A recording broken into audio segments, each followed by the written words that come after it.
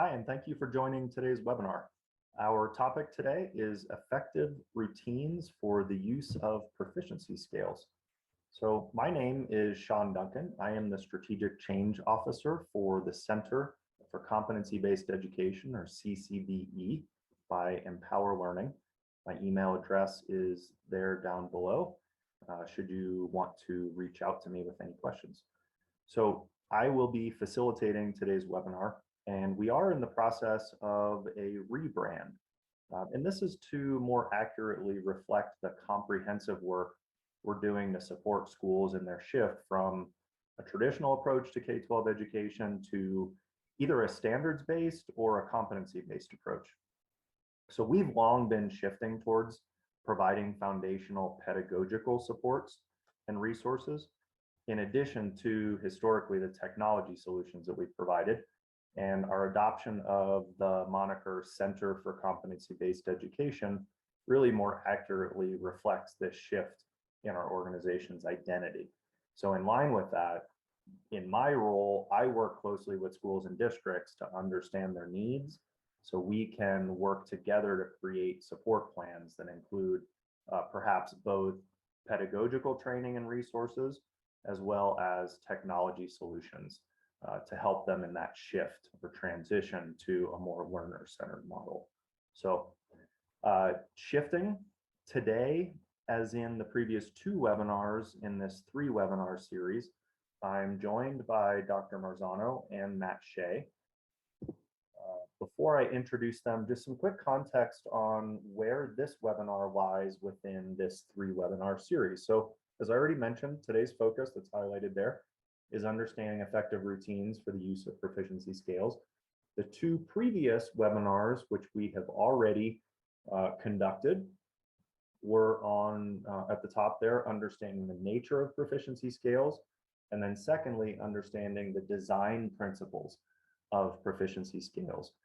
We did record those, and they are available on our website. If you go to free resources and then webinars, you will find those webinars there. And in a moment, I will share our website. So I mentioned a moment ago that I'm joined by Dr. Robert Marzano and Matt Shea. I will introduce them kind of more formally in just a moment, but let's take care of some housekeeping items first. So first up, please feel free to follow us at EmpowerCBE on Twitter. That's where we post notifications on upcoming events like these webinars, as well as I will always post the recordings for these webinars and other webinars that we do in the future in that location. Follow us on Facebook, Empower Learning, Competency-Based Education. Our website is centerforcbe.com. And again, that is where if you go to free resources and then webinars, you can find recordings for the 2 previous ones as well as others, and we'll find the recording for this one. So today we are going to play a pre-recorded section of content that Dr. Marzano and Matt Shea have recorded merely weeks ago. And we are actually also actively in the background while we're playing that back. We're monitoring the Q&A and the chat.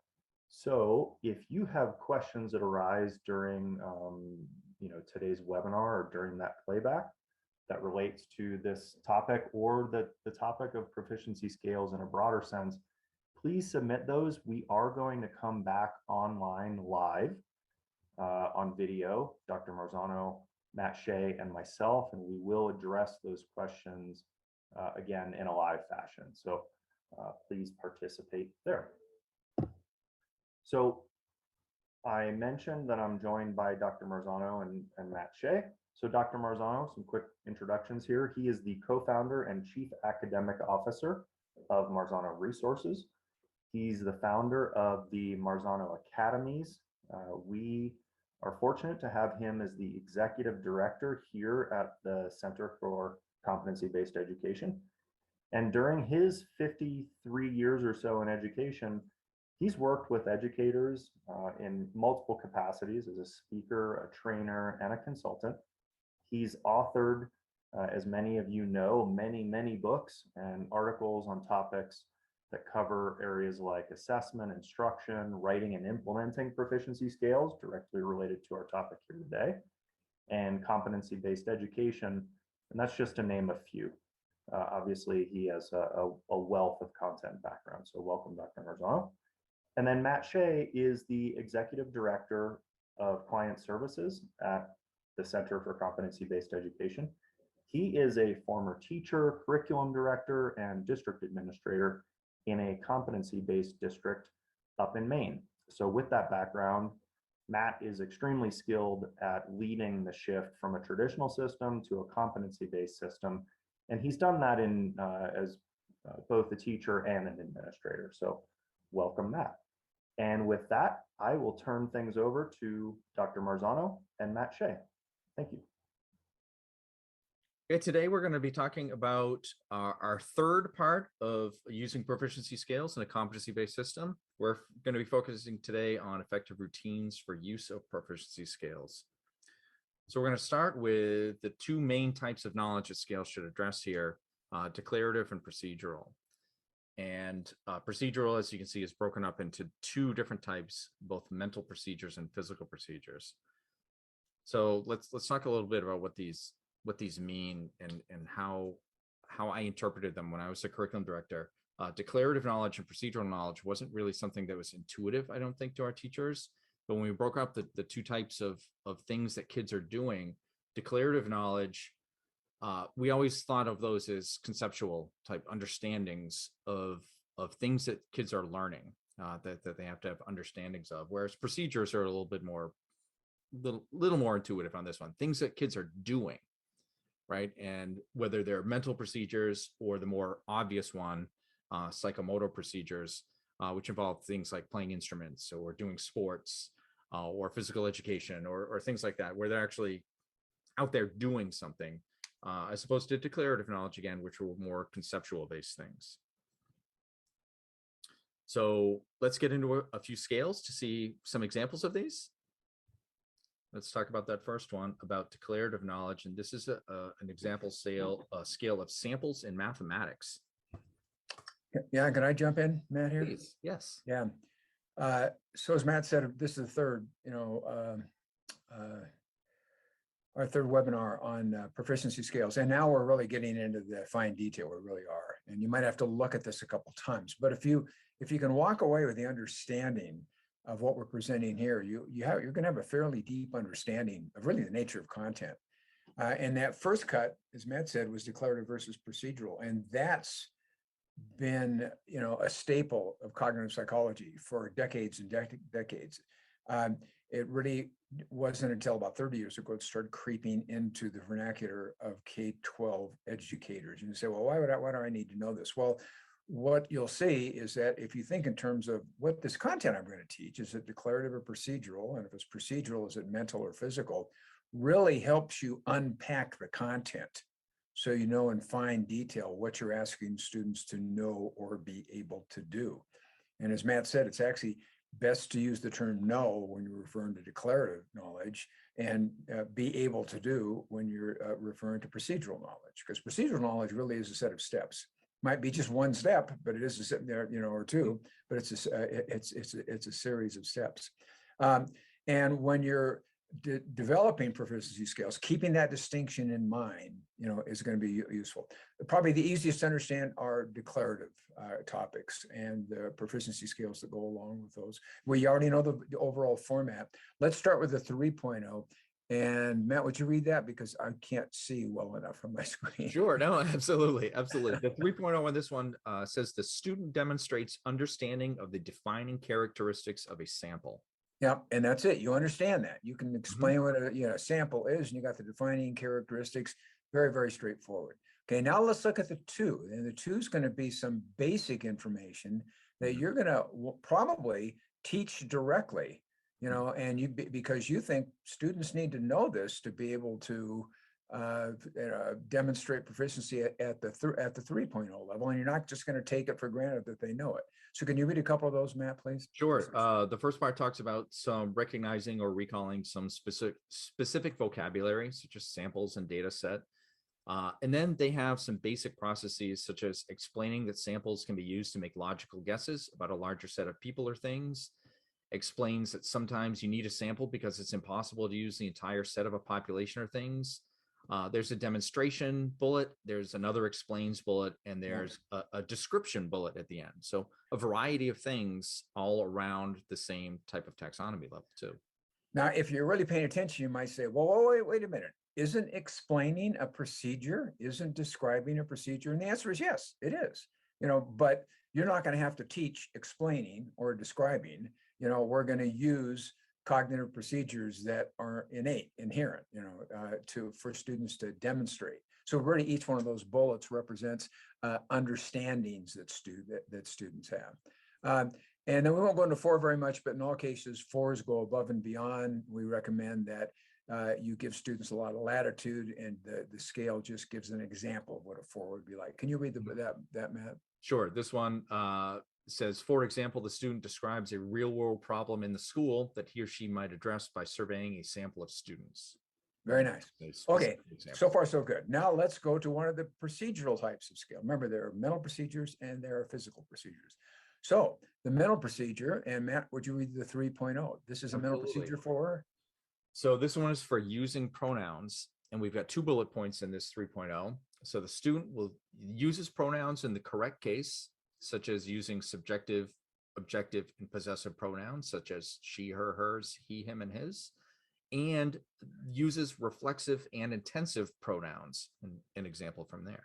Yeah, very nice. Now, again, you might say, well, wait a minute, isn't that just knowledge? They know what a reflexive pronoun is, and they know how to use it. Actually, that's part of it. You got to know what they are. But really, this is looking at, can they use it? And that's a procedure, even if it's a 1-step procedure. You could say, this is a situation where I have to use a reflexive pronoun, and the reflexive pronouns that I'm going to use is this. So this is a very, very simplistic type of procedure. Could be a very complex procedure, like solve a linear equation, or use the investigation process. So procedures go from really, 1 or 2-step little procedures like this, all the way up to procedures that have multiple steps and embedded subroutines, et cetera, et cetera. So again, I said, if you can think through this, it really helps you unpack content and helps you teach. Because in this case, you're saying, well, wait a minute, that means I just don't teach what a reflexive pronoun is. I have to give them practices on identifying when is a reflexive pronoun used. And the answer is yes. So this distinction can be really powerful, for you in terms of articulating your curriculum and what you're going to do with it to help students demonstrate proficiency. So at the 2.0 level, what do we have here?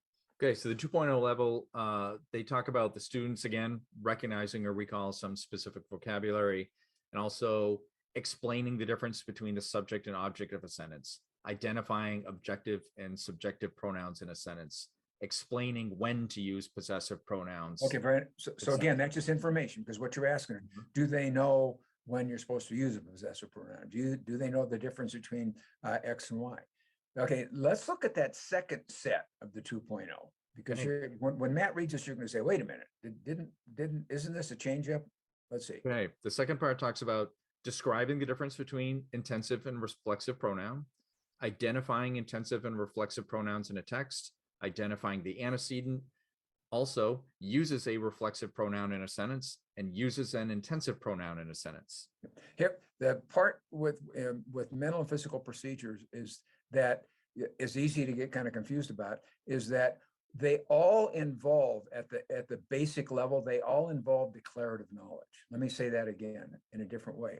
When you're first learning procedural knowledge, you learn it as declarative knowledge. And let me explain what seems to be kind of an oxymoron. If you're going to teach me how to tie a certain type of knot with my shoe, you're going to show me, and you might even write it out and say, Bob, here are the steps to tying a knot in your shoe. Or Bob, here are the steps for solving this type of equation. And you might even write those steps out. You're explaining them to me. And what you want to know is that I know those steps. even though I haven't practiced it yet or done it yet. So all procedural knowledge at the 2.0 level might have information, and that information might be the very steps, that you're going to ask them to execute. So all procedural knowledge includes declarative knowledge when you're first learning it, but all declarative knowledge does not include procedural knowledge. Even though the way scales are stated, you do have procedures in there: describe, explain, et cetera, et cetera. You want to do the 4.0 again? Yeah, the 4.0 in this one. The example is that the student revises the use of pronouns that may be presented from other writers and speakers, ensuring that the pronouns agree with the subject. Yeah, very nice. So again, 4 is going above and beyond. Teachers have, or school or district has a lot of latitude in, what they expect at that level. Let's go to the psychomotor or physical procedures. Okay. This one is all about throwing. Go ahead. Why don't you read the 3.0? Okay, the 3.0 in this one, the student will throw with proper technique during practice activities and throws the ball or apparatus. Really interested in what apparatuses they're throwing. That's just a side note. But they're throwing the ball or apparatus so that it achieves the desired result during practice activities. For example, the student moves towards a teammate, moves toward a goal, or moves downfield in the appropriate direction. Okay, very apparatus. Well, that would include throwing the bench at somebody too. Could be. That's exactly what I was thinking. I'm sure that has a proper protocol. Okay, so that's the act of doing something, and you might not, pick something that's fairly straightforward. What do you mean throw? Everybody can throw. No, I've watched really good physical education teachers say, here's how you throw. And a good friend of mine, his son became a major league pitcher, and he sent his son at one point to a camp, put on by, if you're a baseball fan, you might recognize the name, but I didn't, a very famous pitcher. And what my friend said was that when his son went, they really broke down pitching into step 1, step 2. They even had drills. Step 1, and they did step 2, step 3. And you think, oh my gosh, that's too structured. That was just, giving them proper form from the beginning, which over time morphed into their own version of that form. So let's look at some of the 2.0 here. Okay, the 2.0 stuff, again, is some vocabulary and their basic processes. This is a nice segue from what you just said, Bob. Throwing properly during isolated practice activities, demonstrating proper grip of the ball or apparatus, maintaining proper balance during throwing motion, and using core and lower body strength to generate force.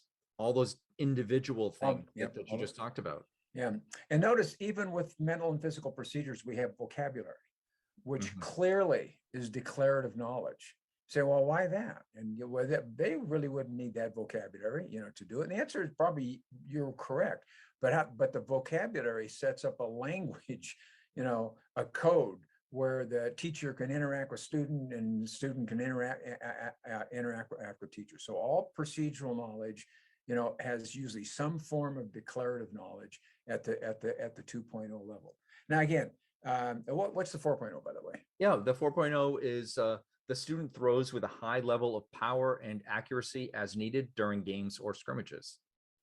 Now, this type of unpacking, as I say, really forces the teacher or the school or the district to unpack the content in such a way that it's very clear what to teach. It's very clear what to assess, in many cases, how to assess. And that clarity is not only for the teacher, but it's for the student and the parents. Okay, that's a great segue into this next part about how we're using some of these skills in the classroom. And a lot of it is setting up these routines that we use as teachers so it's not just about the teachers being able to understand the scale. We want the students to really understand the scale because they're the ones that are learning and trying to show evidence about these scales. So one routine to use is to unpack this into something called learner-friendly language. And we usually have a 3-step process for this one. So let's talk about this a little bit. First, if I'm the instructor for this one, I really want to go over kind of what we just did with the students. We talk about the 3-level language. This is your goal. This is your target here. We also want to talk about that foundational piece. We also want to talk about that more complex piece at the 4.0 level. So kids will have an understanding of okay, here's the goal. Here are the individual pieces that I need to get there. And to go above and beyond, here's an example, and here's something that I could do, and really have that discussion with kids. So second step for this one is break those kids into groups so they can create a version of the scales that makes sense to them. And third, we're going to put all those suggestions together and present a new version of that scale to learners for feedback and suggestions, and revising as necessary. Now, I can already hear people through the computer at this point going, there's no way I have enough time to do all this. That seems like a lot of work, and I don't have time to do that. I need to cover all my stuff. And I would argue that this is a much better process, rather than just converting it myself as a scale writer into student-friendly language that I think works for them. And then I have all these different student-friendly languages with no student input. So why is this a good use of time? And I think you get two major benefits out of this as a teacher. First of all, you're getting an idea of what these kids are thinking about the scale as they go through this process. The statements they come up with, the questions that they have, are they hitting all the things that we want them to hit? So you're kind of gathering that evidence as you go, just by talking about the scale and having them kind of reorganize that scale for them. And second, from a learner's point of view, now that they've really talked about the scale in depth, trying to convert those regular statements into learner-friendly statements, they have a better idea of what they're learning as they go.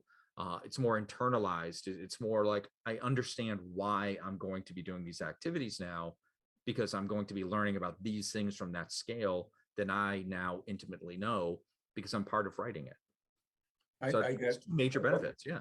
little suggestion here that and I think, I agree with Matt 100% that, people might be saying, oh my God, this is a lot of time. Why?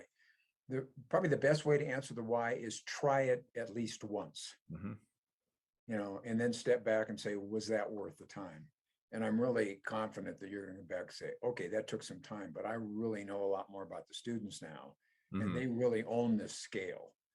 So it does take time, but it's really worth it. It does. This is actually one of the things that I did at first. And I was that person who was like, I don't have time for this. I'm not doing this.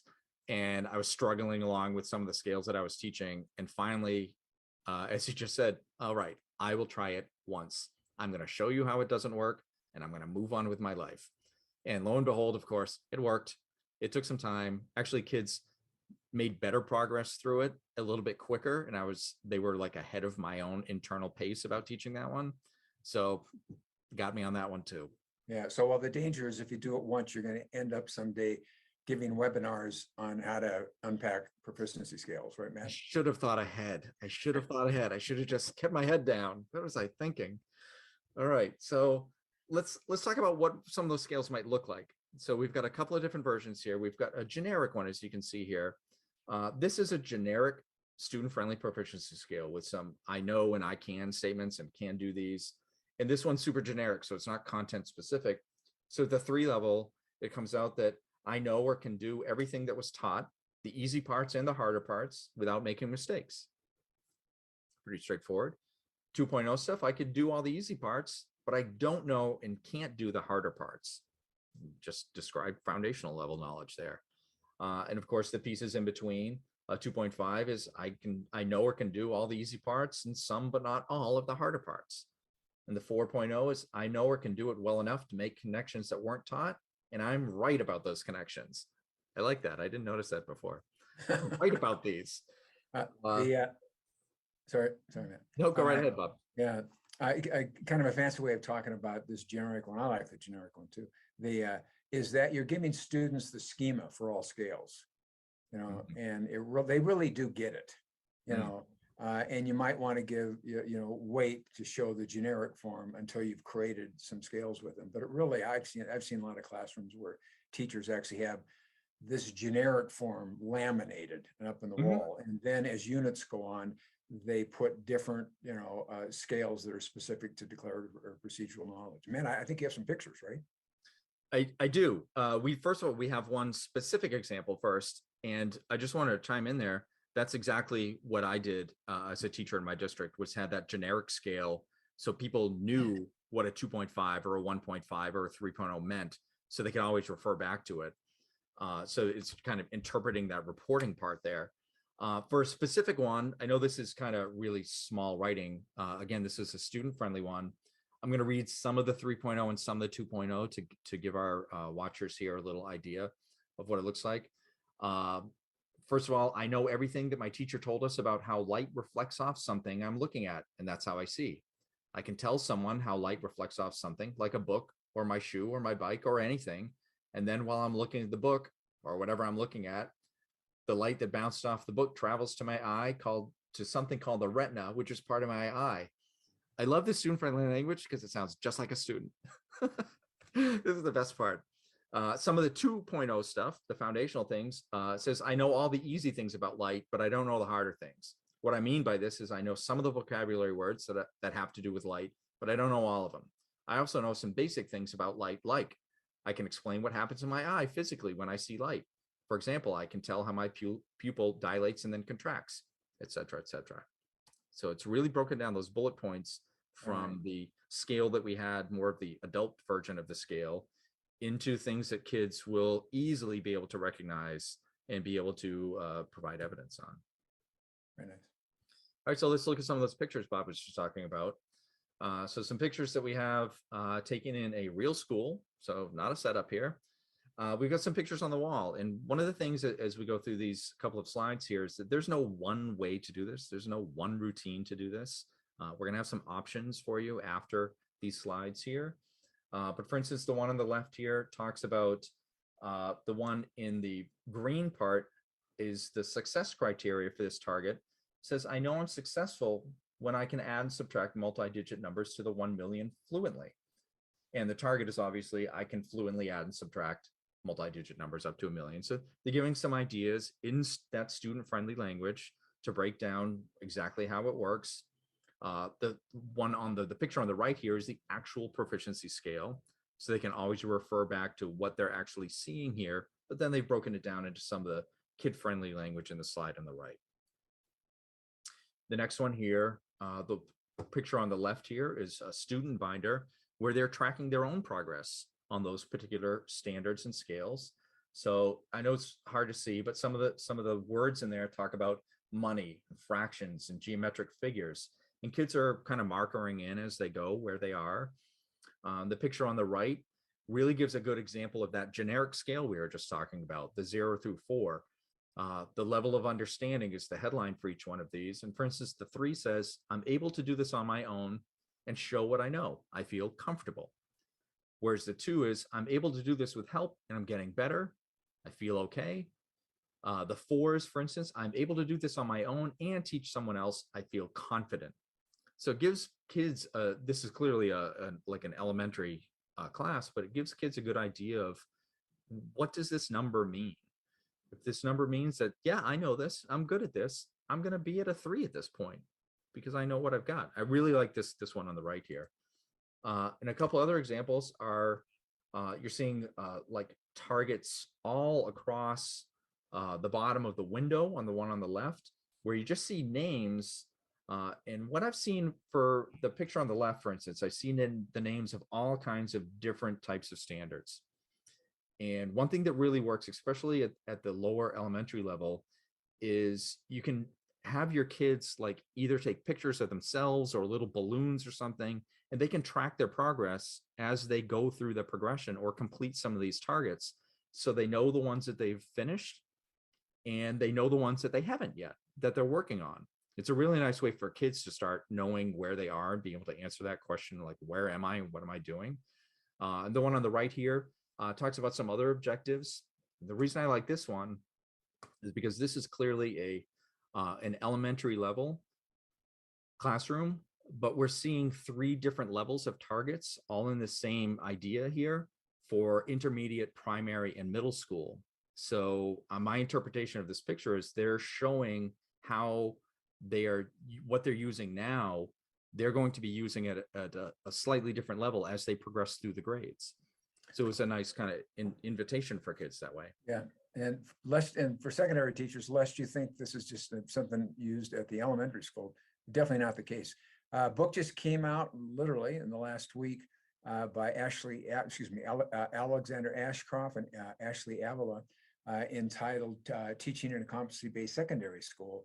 And there you will see proficiency scales for like advanced placement physics, and in honors English. So this is used all K through 12. I've actually seen it used at the university level. So any content can lends itself to proficiency scales. Yep, totally agree. Totally agree. All right, so let's wrap up here with a few other options and routines that we can offer up. One way to do this is to start and finish each lesson by relating the activity back to the learning target and relating the learning target back to the scale. Just constantly talking about what we're working on and how this relates to the scale is always a really good idea. Keep that forefront of mind. A second one would be pretty common, I would say. You're posting the scale in the classroom that learners will be able to see it. There's a danger to this one, of course, that you post it and then forget about it. So as one of my old superintendents used to say, don't make the scales wallpaper in your room. Have them, make them dynamic, refer to them, don't just post it and let it go. So that's a pretty common one here. Another pretty basic one, develop a routine for yourself that helps relate the lesson to the learning goal. As we said before, there are no wrong answers to this. And the last one that I really like the most, makes people a little sketchy sometimes, but it's develop a class-wide chart to showcase class progress on the scale. And I know people really talk about, well, I don't want to post kids' grades on the wall. I've got all these FERPA requirements. And what we're actually doing when we're posting them on the wall is giving kids an idea of, okay, it's okay to be where you are at that particular moment, because in a competency-based system, you have more time to work on things and you have time to move on if you've already learned some things. So being able to track your progress is an excellent way to motivate kids and have that culture in the classroom that it's also okay that if I need more time, because now I can look at the chart and say, all right, Bob and Sean, they've already got this one. I need some help to finish this off. I'm going to go to Bob and Sean because Mr. Shea is busy right now. So it's a nice way to really create a good culture in the classroom of collaboration and learning and knowing where you are without shaming anybody. That's what it's up there for. I've never seen it happen where kids don't want their scores up there because they're proud of where they make progress and when they make progress, even if I'm like 5 targets behind my neighbor here. It doesn't matter because this is where I am. And as long as we set up that culture in the classroom, those class-wide charts work really, really well. In conclusion here, I would say just find a routine that works for you. There's no wrong way to do this. Set up something that works. If it doesn't work, try something else. That's the best advice that I think we can give is if it's not working, don't keep doing it. Try something else. Can't hurt.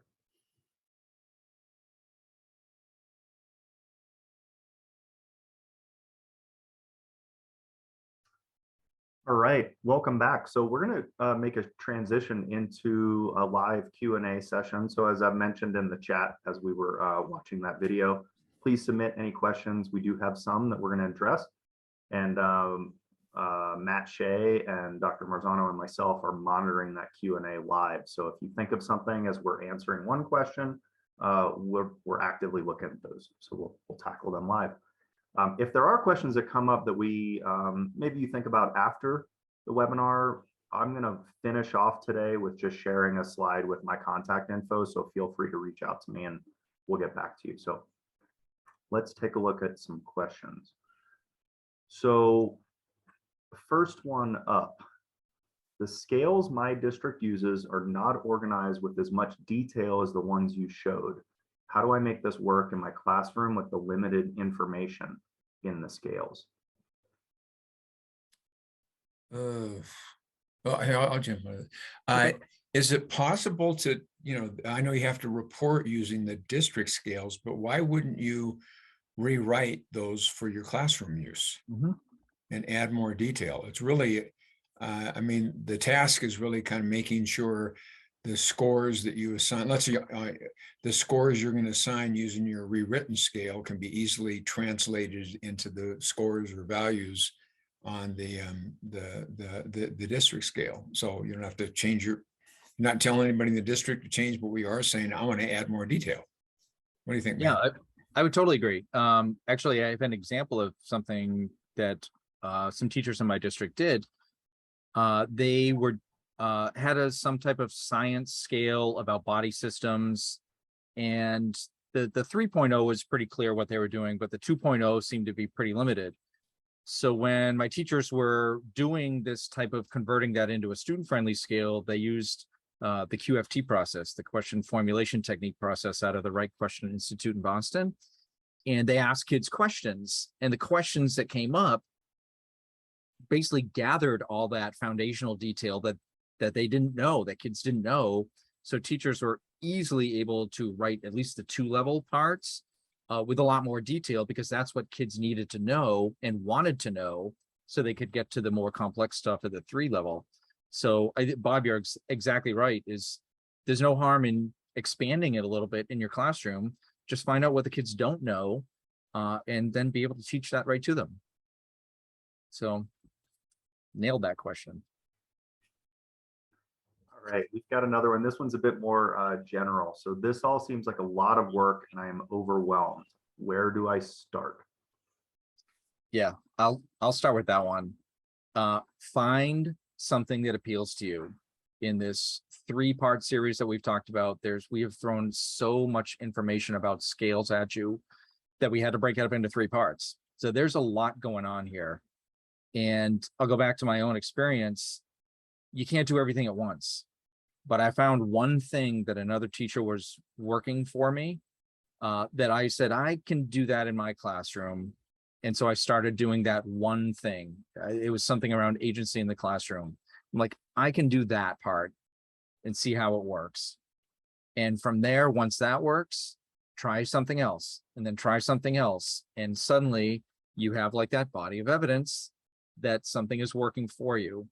And I think we said in the webinar earlier today, if something's not working for you, just stop doing that and find something else. But everybody's got their own entry point to this. There's no one way to do it. Find the one thing that works for you, and that's how you start kind of figuring out what CBE really means.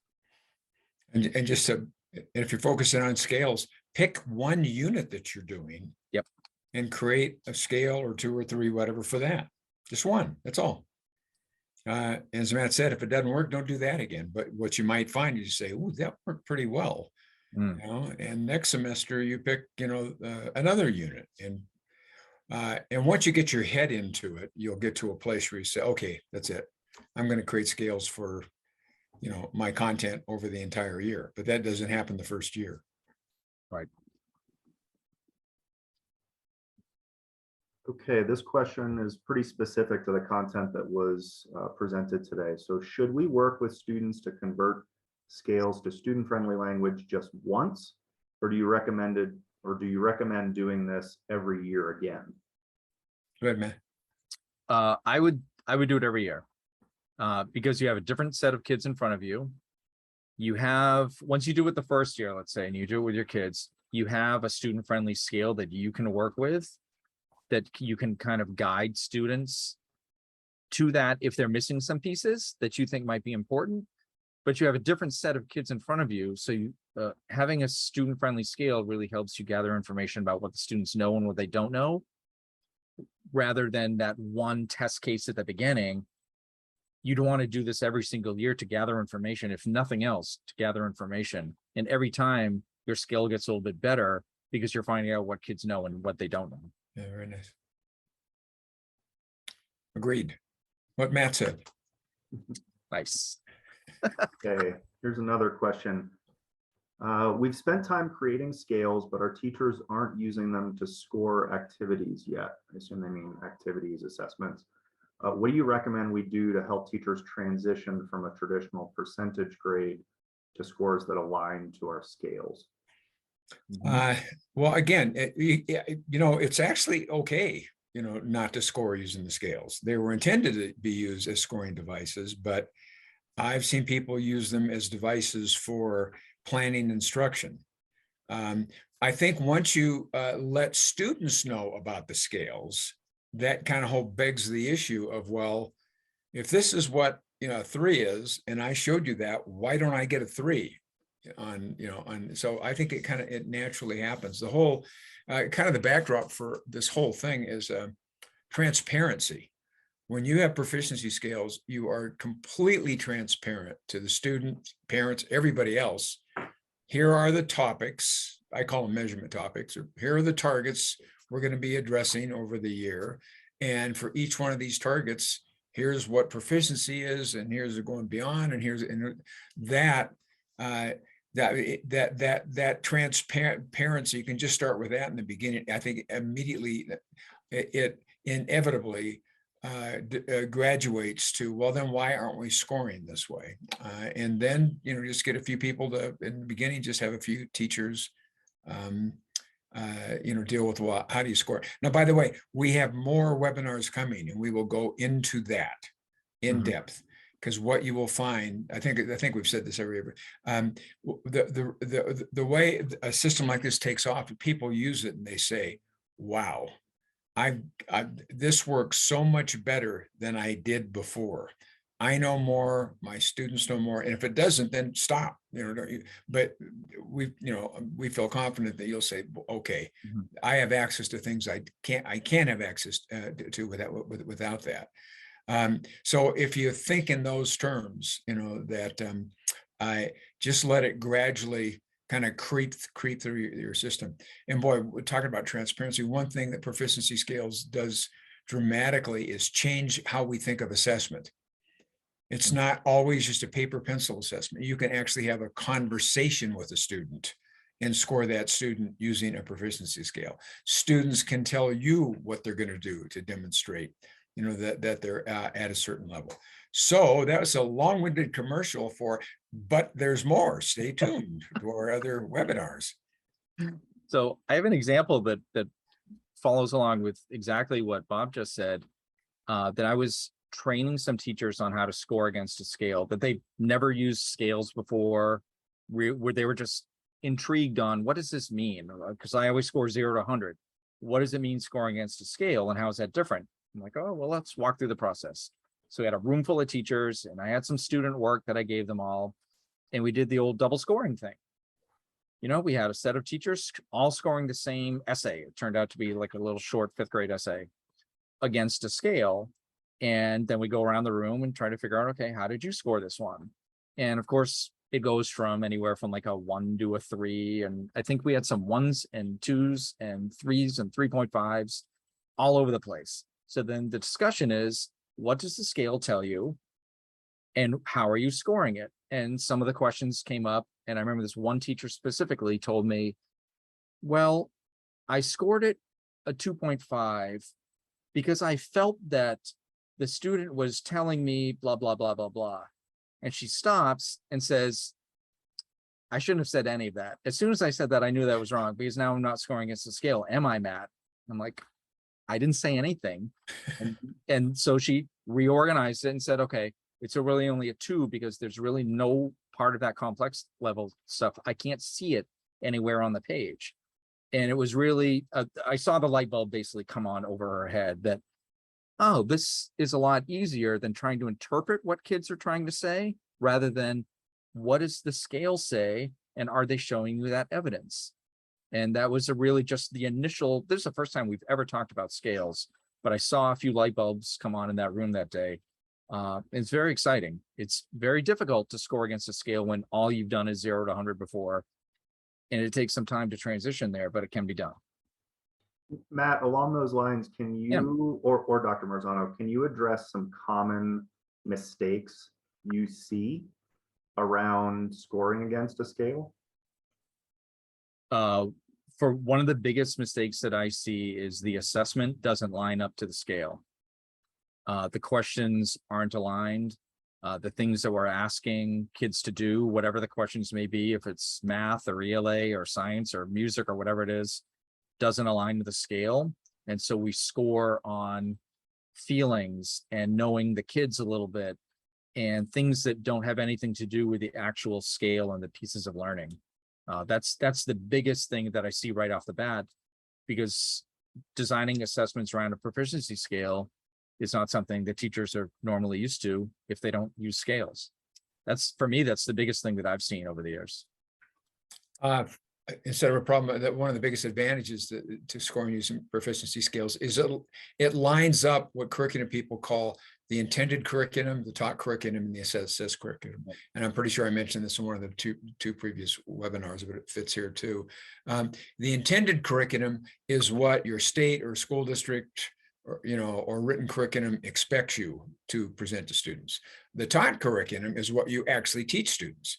And a lot of times that's not necessarily aligned with the intended curriculum, usually because the intended curriculum, there's so much content, teacher doesn't have the time to teach it all. Teacher makes decisions. And then there's the assessed curriculum. And Matt alluded to this, that the assessments you give don't line up, with what was actually taught. And that was from ideally the written curriculum. So using proficiency scales, what you kind of almost de facto have done is that we've lined up the taught and the assessed curriculum at least. And ideally, you've lined that up with the intended curriculum, because your proficiency scales are designed using the intended curriculum. I think the flexibility, it's not an error, but the trap to fall into is think, okay, I always have to write a paper pencil test. Right. And what you find out is no, we use the term or phrase in a good, well-functioning competency-based classroom, you probably assess more, but test less. So you're gathering more assessment data, but you might be given less paper pencil tests. Good. That is about all the questions we have for today. So again, if there are questions that this generated that you think about on the back end or just didn't have an opportunity to pose to Dr. Marzano and Matt here, feel free to reach out to me. I will share my screen here and just show you my contact info is right there. So additional questions or support, if you want to talk with us about how we might support you and your system in making this shift, we're happy to have that conversation with you. And my contact info is right there. So on behalf of Dr. Marzano and Matt Shea and myself, thank you so much for joining us today. And please follow us on Facebook. And as Dr. Marzano said, we are going to be adding additional webinars that'll dip into the assessment side of things. So it's a good next step for you. So thanks so much for joining us today. Bye. Thanks, folks. Thanks, everybody.